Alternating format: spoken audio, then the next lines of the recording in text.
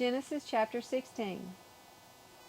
Now Sarai, Abram's wife, had not borne him a child, but she had an Egyptian slave woman whose name was Hagar.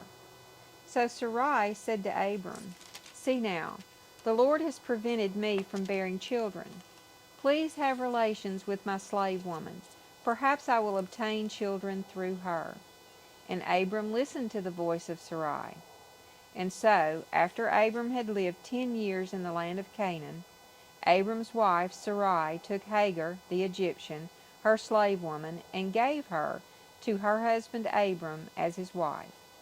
Then he had relations with Hagar, and she conceived. And when Hagar became aware that she had conceived, her mistress was insignificant in her sight.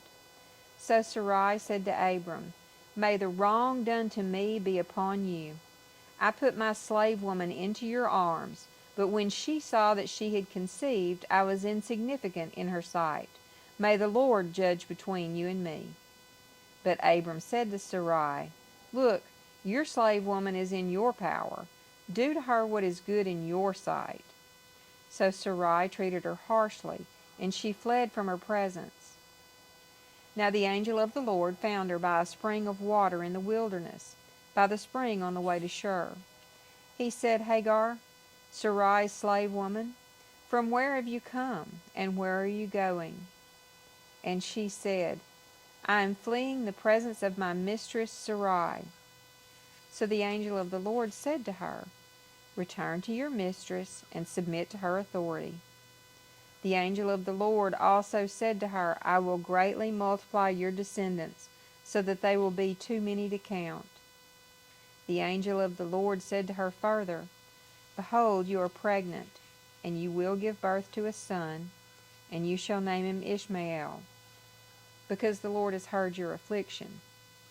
But he will be a wild donkey of a man.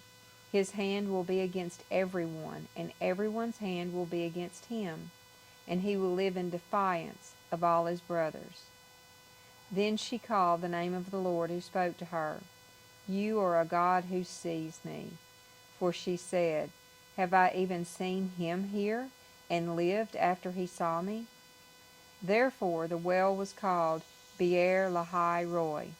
Behold, it is between Kadesh and Bered.